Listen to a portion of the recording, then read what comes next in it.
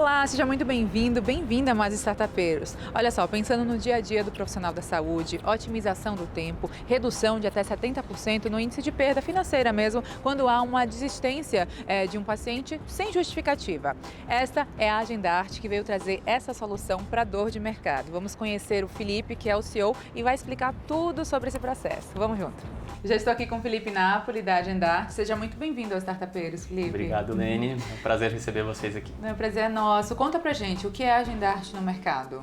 Boa, vamos lá. Acho que para começar vou contextualizar um pouquinho sobre a história, de onde veio a ideia, né? Acho que até chegar realmente na solução, acho que é legal entender um pouquinho do contexto, né? Nós somos filhos da pandemia, né? Nós somos uma solução que surgiu aí em meados de 2020, 2021. É claro que teve um período longo de idealização, né? Mas eu acho que o interessante é falar um pouquinho também sobre a minha jornada no empreendedorismo, né? Eu gosto muito de falar que o empreendedor, ele nasce empreendedor, né? Assim como as pessoas que pensam assim, o médico, ele já nasce sendo médico, né? O advogado já nasce sendo advogado. Eu acho que empreendedor também tem muito desse perfil e hoje eu percebo muito isso olhando para trás, até para partes da minha infância, partes da minha adolescência, etc, né? Eu desde muito criança tive muito contato com negócios, né? Eu sempre quis criar algumas coisas fora da caixa, né? Então, a primeira coisa que eu fiz dentro do mundo do empreendedorismo, se é que eu posso falar que era o empreendedorismo na época, quando eu tinha 8 anos de idade, que basicamente eu ganhei uns potinhos de perfume da minha madrinha na época, e que ela não ia usar mais, provavelmente estavam até vencidos, né? Eu peguei aquilo, misturei um no outro, criei uma nova fórmula, digamos assim, falei, pronto, tenho o meu primeiro produto e fui pra rua vender, né? Mas na brincadeira de criança, né? Aquela experiência que você não sabe muito bem onde vai dar, mas eu lembro que foi uma primeira experiência legal, assim, dentro do mundo dos negócios, digamos assim. Obviamente que não deu certo, né? Tinha apenas 8 anos. E aí quando eu tinha uns 12, 13 anos, eu, junto com amigos também, super na brincadeira, comecei a fazer camisetas personalizadas, pintadas, assim, em casa, junto com os meus pais, tudo bem num clima de brincadeira, né? Mas também foi uma segunda experiência bem legal que eu tive ainda muito criança, né? E aí produzimos um monte de camiseta, umas 30 camisetas, e fomos pro Parque Vila Lobos aqui em São Paulo na época para tentar vender. E vendeu? E vendemos um total de 0 camisetas. Então eu acho que foi um primeiro choque do empreendedorismo que eu senti na pele. E eu acho que foi uma boa casca que a gente criou na época, porque o empreendedorismo é um pouco disso, né? Tem que saber lidar também com algumas frustrações. E aí o tempo foi passando, obviamente estudei e fui fazer faculdade. E aí sim, lá em 2015 eu tive a minha primeira empresa realmente. Em 2015 a gente lançou uma empresa de artigos esportivos para esportes aquáticos, né? Então surf, wakeboard, kitesurf foi realmente a minha primeira experiência com um CNPJ, com uma empresa, com dinheiro, com vendas, clientes realmente de verdade, né? Então eu gosto de contar um pouquinho dessas histórias porque eu acredito muito que o empreendedorismo é algo que vem nativo da pessoa, né? Eu acho que empreendedorismo não é para todo mundo, é algo que precisa ter um pouquinho de sangue frio. Em muitos momentos a gente tem grandes alegrias, né? Obviamente pelas conquistas que a gente tem, mas em muitos momentos também a gente tem grandes tristezas, passa raiva, às vezes a gente perde uma negociação, um cliente, e a gente realmente sente na pele, sente no sangue tanto as coisas boas quanto as coisas ruins, né? E é algo que eu sempre trago para as pessoas que me perguntam, mas como que é empreender, né? E eu gosto de falar bastante disso, que, cara, eu acho que se você está realmente disposto, tem tempo, disposição, energia, empreender é a melhor coisa que tem. Mas se você não está disposto com energia realmente para fazer algo nascer do zero, às vezes vai gerar uma frustração grande, né? E aí, agora sim, indo para a sua pergunta, né? Eu sou engenheiro de formação, sou engenheiro de produção, então eu não vim da área da saúde, pelo menos na minha graduação, mas dentro da minha casa eu sempre tive muito contato com o meio médico e o meio da saúde, né? O meu pai é médico e a minha mãe é terapeuta ocupacional. Então o assunto dentro da casa dos meus pais sempre foi um pouquinho voltado a esses temas, né? Então desde casos clínicos até problemáticas que existiam dentro da profissão deles, eram coisas que eu acabava ouvindo, né? E aí uma das coisas que eu sempre ouvia com frequência do meu pai, principalmente, é que muitos pacientes agendavam consultas no consultório dele, né? Uma consulta normal, um exame, alguma coisa que era para ser feito ali, e esses pacientes muitas vezes não apareciam, né? E a gente entende que a grande maioria dos consultórios e clínicas hoje no Brasil, eles só realmente recebem do paciente se o paciente vai, né? Não é muito comum fazer uma cobrança antecipada do paciente, né? Então isso significa que esses pacientes que agendaram, mas não foram, representaram uma perda de faturamento, né? Uma perda de oportunidade ali para o consultório do meu pai, que ele acabou não ganhando, né? Sim. E aí, de forma totalmente curiosa, eu fui atrás para ver se realmente era um problema específico do consultório do meu pai, se ele estava fazendo alguma coisa de errado ou se era algo do mercado mesmo. E a gente descobriu através de pesquisas e, enfim, vendo exatamente no mercado como é que era assim um problema de forma geral na saúde no Brasil, tá? A gente descobriu que 30% hoje das consultas agendadas, seja em médico, em dentista, em fisioterapeuta, em nutricionista, 30% dessas consultas agendadas o paciente não vai. E isso acaba refletindo, obviamente, numa perda de oportunidade, né? Slots ociosos de horário ali dentro de um consultório de uma clínica. E aí a gente viu uma oportunidade para tentar trazer algum tipo de melhoria nesse quesito para esses profissionais da saúde, né? E a gente começou a estudar um pouquinho de comportamento dos pacientes. E o que isso significa? A gente pegou uma base bem grande de agendamentos de diversos setores dentro da medicina na época e a gente percebeu que o perfil do paciente influenciava totalmente no comportamento dele em relação a ir ou não ir na consulta. Então, exemplo prático aqui, né? Eu, Felipe, 31 anos, tenho convênio Bradesco, vou num cardiologista numa terça-feira, é um retorno, é um médico que eu já vou, sei lá, 2 vezes no ano. Com essa série de informações, eu consigo prever o meu comportamento em relação à falta. Então, o Felipe na terça-feira às 10 da manhã tem uma probabilidade de, sei lá, 40% de chance de faltar, né? Mas numa segunda-feira às 11 da manhã, não, a probabilidade dele cai para 10%. Então a gente viu que existia uma correlação entre o perfil do paciente e a probabilidade de falta, né, numa consulta. Legal. E a gente viu que isso se reflete tanto em exames, em consultas, né, em procedimentos, e isso não tem muito limite em relação a só médico, né? Isso também se aplica para psicologia, para dentistas, para fisioterapeutas, nutricionistas, enfim, formas diferentes, segmentos diferentes da área da saúde. E aí a gente trouxe realmente a solução, né? Que basicamente a gente previa a probabilidade de falta de um paciente ir numa consulta e aí tinha todo um plano de ação, né? Tem, na verdade, todo um plano de ação para mitigar essa falta, né? Como Então, é o plano? o plano de ação, basicamente, ele vai em 2 vertentes, né? A primeira é uma vertente um pouco mais preditiva, que a gente chama, né? Que é basicamente a otimização de agenda. Então, a gente direciona os pacientes para slots de horário onde a probabilidade de falta dele é mais baixa, tá? E também faz toda uma parte de overbook. Então, por exemplo, se o estabelecimento faz algum tipo de encaixe com overbooking, a gente consegue pelo menos direcionar esse overbooking de forma mais inteligente. Essa é a forma mais preditiva. E a gente tem toda uma forma corretiva exatamente para tentar mitigar essas faltas, que é uma vez que o paciente já fez um agendamento, a gente é bem incisivo em parte de comunicação, WhatsApp, e-mail, SMS, etc. Né? Então, a ideia é que a gente consiga, com essas 2 ações, mitigar a probabilidade de falta.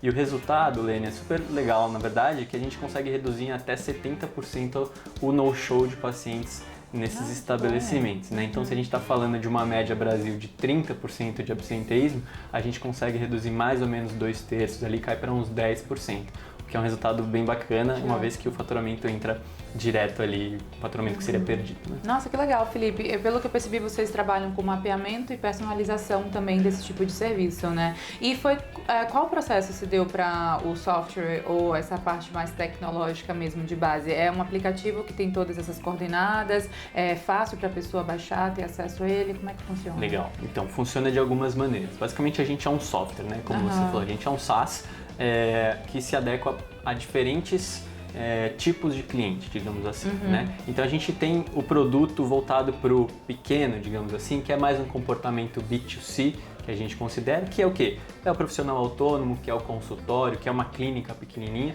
que precisa de um sistema de gestão completo, né? Então a gente percebeu que no começo, durante o nosso percurso, a gente percebeu que os nossos clientes, eles queriam, além desse sistema de agendamento inteligente para mitigar a falta, eles também gostariam de ter um sistema de gestão completo, com um prontuário eletrônico, com um sistema de aviso e comunicação para os pacientes, com gestão financeira, com teleconsulta. Então, no final das contas, esse produto pro pequeno, digamos assim, é um produto completo, é um produto onde a secretária ou o próprio profissional da saúde vai entrar no começo do dia e vai só fechar ele só no final do dia quando terminar as atividades, né? E aí a gente também tem um produto mais voltado para os grandes, né? Que é mais um comportamento B2B. E aí quando eu falo dos grandes é hospital, laboratório, redes de clínicas, né? Aí com milhares de atendimentos no mês, né? E aí esse produto é muito mais voltado como um adicional, digamos assim, um API, né? Para parte do sistema de gestão que eles já possuem. Então a gente não entra nos grandes para substituir nenhum sistema de gestão que eles já possuem.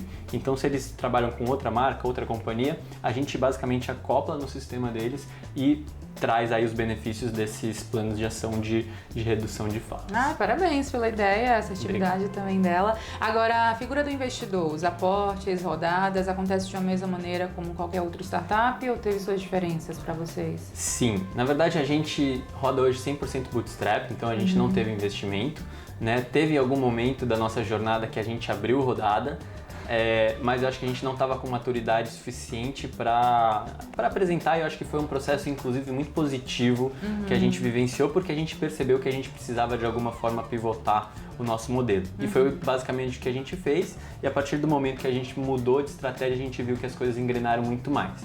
E a partir desse ponto, a gente falou, acho que é melhor a gente não ter a figura de investidor nesse momento. Então, atualmente a rodada está fechada, a gente não está captando, mas talvez para o futuro a gente veja um momento que a gente precise novamente, né? Atualmente a empresa roda bem com o próprio investimento, já é uma empresa brequivada, já está rodando super bacana, então a gente não tem investidor.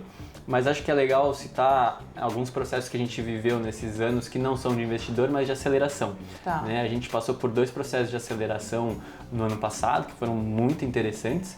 Um mais a âmbito nacional, que foi um processo muito legal de alguns meses, com muita mentoria, pessoas acompanhando, dando muito suporte em relação à criação de modelo de negócio, etc.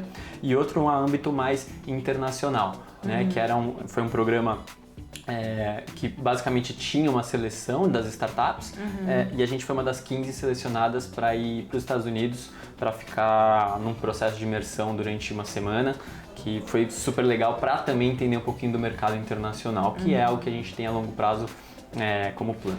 Ai, que bom. Não, então, basicamente, só para pontuar bastante, a diferença entre a figura do investidor e também programas de aceleração é basicamente essa participação da mentoria e de programas de imersão que te levem a uma consciência maior sobre o tipo de negócio. É mais ou menos por aí, né, Felipe? Exato. A aceleração, no nosso caso, não teve investimento. Então, não teve entrada de capital, não teve quebra do cap table, mudança no cap table, então a gente continuou com os mesmos percentuais de participação entre os sócios. A gente participou desses programas de aceleração sem nenhum tipo de aporte, né? Então o que a gente ganhou nesse processo foi muito mais da experiência, né? Então é um processo muito bacana e eu recomendo bastante aí para os empreendedores se envolverem com algumas aceleradoras que traz bastante benefício. Não, é uma ótima dica, né? Agora, você falou dos Estados Unidos, queria ouvir a respeito da experiência por lá, como você também identificou o mercado de saúde. A gente sabe que sistemas de saúde se diferem, né? Principalmente quando a gente olha para os Estados Unidos. Aqui para o Brasil também, queria te ouvir sobre essa visão, diferenças e também daqui a pouquinho mais sobre como vocês trabalham aqui em diversas regiões brasileiras. Então, primeiro, Brasil e Estados Unidos, comparação. Legal. Bom, quando a gente fala de diferença de países, basicamente tem muita coisa a ser considerada, né? Tem diferenças de produto, de utilização do produto. Então, por exemplo, o médico aqui no Brasil vai usar um sistema de gestão de uma forma e o médico lá nos Estados Unidos vai usar de outra forma. Muito porque o ambiente é diferente, o modelo de atendimento é diferente, o modelo de cobrança é diferente, de agendamento é diferente. Então, tem diversas diferenças em relação a produto, né? Aí a gente tem diferenças também legais, né? Em questão de proteção de dados, em segurança realmente de transação de informação, né? Porque a gente está, obviamente, tratando com dados realmente muito sensíveis, né? Do paciente, do profissional, e tem que ser tratado de uma forma bem cuidadosa, né? Então, num primeiro momento, a gente está focando muito mais no mercado nacional para depois fazer uma expansão para fora. Pela experiência que eu tive pessoalmente nos Estados Unidos, não seria um mercado que eu atacaria agora. Eu iria muito mais para uma vertente de Europa, algo nesse caminho, que eu acho que tem mais oportunidade pelos estudos prévios que a gente já fez, do que necessariamente dos Estados Unidos. Legal, bom saber. Olha, a gente vai agora para um rápido intervalo. Na volta, você falou também de proteção de dados, essas questões ligadas também ao regionalismo do Brasil, que eu estou curiosa para saber as diferenças. Tudo isso e muito mais já já. Continua por aqui. Na volta, o Felipe fala isso sobre a Agendarte. Já já.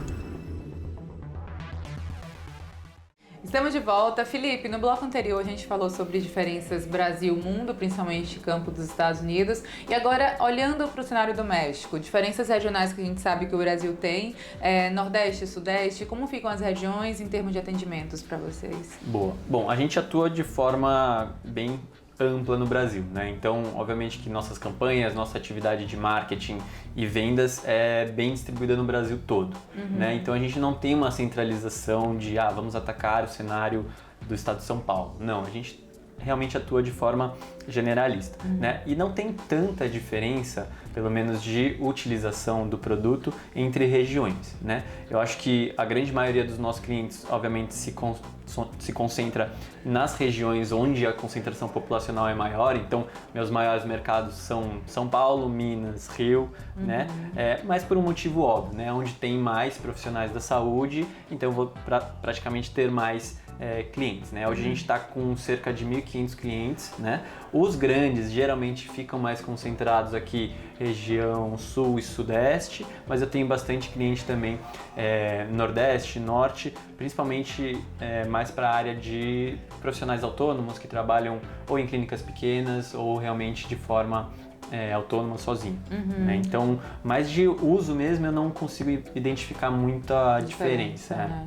Legal. E quanto à proteção de dados? A gente sabe que nessa era de tecnologia, inteligência artificial, os dados também são partes sensíveis, não à toa que você já falou, né? A questão de vida e todo o protocolo, saúde, enfim, histórico, é muito sensível. Com certeza, Aline. Eu acho que, assim, essa é uma das...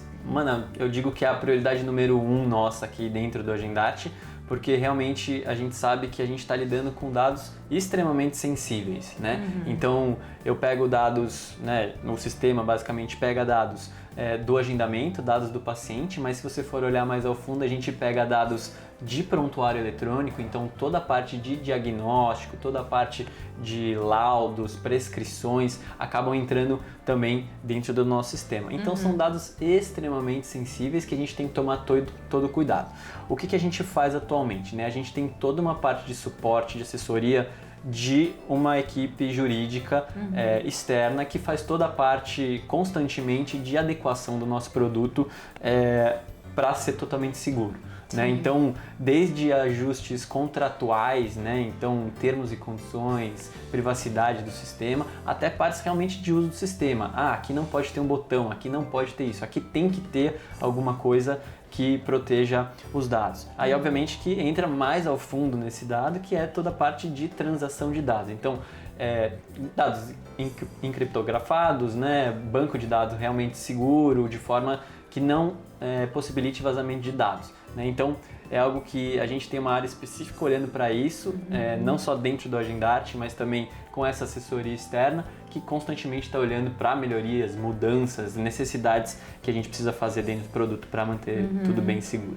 Por falar em cenário interno da empresa, conta pra gente sobre quadro de colaboradores, como é que funciona o sistema de recrutamento e seleção, vocês têm ampla margem para isso, ainda não? Como é que está essa questão? Legal. Então, a gente é uma empresa ainda relativamente nova, né? Se considerar que a gente está operando realmente desde 2021, a gente é uma empresa relativamente nova. Hoje nós temos 10 pessoas trabalhando no time, sendo que 4 são sócios. A maioria, obviamente, fica no time de tecnologia, que é nosso tem que ser o maior braço ali realmente para trazer inovação, trazer melhorias no produto, né? Mas temos um time também marketing, comercial, financeiro, que a gente se completa bastante. Hoje a gente fica aqui em São Paulo, né? A gente tem um escritório na Zona Oeste, na Vila Leopoldina, mas também ficamos aqui no Cubo, que é onde a gente está agora, que é um ambiente super bacana para fomentar novas conexões, para fomentar principalmente o networking e estar realmente num ambiente de inovação com outras startups, né, que é super bacana. Então, de tempos em tempos a gente vem para cá, às vezes vai para o outro escritório, isso é bem legal. Boa. Felipe, com relação à análise do sistema de saúde em geral aqui no Brasil, a gente sabe das diferenças de público-privado, enfim, e desafios da equipe de frente, né, os médicos mesmo, que inclusive durante a pandemia foram muito significativos. Como é que você tem esse olhar, essa análise para também medir médio e longo prazo em termos de avanços no negócio de vocês? Tá. Bom, Leni, eu acho que o mercado da saúde no Brasil, eu arrisco dizer até no mundo, é um mercado gigante, né? É um mercado que realmente roda muito dinheiro, tem muito investimento, né? E, consequentemente, muitas oportunidades também, né? Eu que estou no contato bem próximo com o mercado de saúde desde 2020, eu venho observando bastante oportunidade, principalmente na área de tecnologia, né? Quando a gente para e pensa em, putz, um hospital super tecnológico, cheio de inovação, né? A gente, se você vai mais ao fundo, você consegue encontrar muitas lacunas de melhorias em tecnologia em vários setores, né? E assim, hoje eu mexo muito mais com a parte de agendamento e gestão hospitalar, mas inclusive é um lugar que tem muita oportunidade para melhoria. Então eu vejo muito cliente, muito player extremamente grande com oportunidades. Mas obviamente que o mercado que tem muito investimento, muito capital e bastante oportunidade também tem bastante concorrência, né? Então o mercado da saúde em si é um mercado que tem bastante empresa trazendo soluções, e a gente sabe que quando a gente fala de tecnologia, a inovação vem constantemente, a todo momento, de forma muito rápida, e se você não acompanhar, você realmente é atropelado. Né? Então, eu acho que a mensagem que eu posso passar mais aqui, assim, o mercado da saúde tem muita oportunidade, mas tem muita ameaça também, né? Tem que saber o caminho certo, sempre tentar achar um diferencial muito claro, algo que realmente ninguém ou quase ninguém esteja fazendo, alguma tendência que esteja vindo lá de fora e que alguma hora vai chegar aqui, e ser rápido, né? Acho que trazer essa inovação para dentro do mercado de saúde tem muita urgência sempre, assim, né? Senão alguém vai passar na frente. Pois é. Felipe, além da questão presencial, da marcação de uma consulta, da ida dessa pessoa, telemedicina também é um ponto que vocês solucionam, no caso, né? Sim, sim, completamente. E é uma onda que realmente a gente surfou aí junto com a pandemia, né? Porque antes não era permitido fazer teleatendimento, né? Mas com a chegada da pandemia foi alguma das mudanças que a gente teve em relação a atendimentos, principalmente médicos, né? E hoje muito profissional usa dessa ferramenta, né? Obviamente que alguns agora já estão retomando para um estágio mais do atendimento presencial, para ter esse contato, mas a gente ficou com um resquício gigante de atendimentos online, né? E eu acho que vem pro bem, né? Tem muitas coisas que dá para serem resolvidas de forma mais ágil. Não, a vida híbrida que se firmou total, né? Exatamente. Seja no mercado de trabalho, enfim, na vida como um todo mesmo, reuniões em geral. Com certeza. O híbrido é um formato que realmente chama atenção. Com Vem certeza. cá, futuro, médio e longo prazo e sua mensagem final também. A gente está nos minutos finais já do programa, passou rápido. Legal, voou, o tempo voou.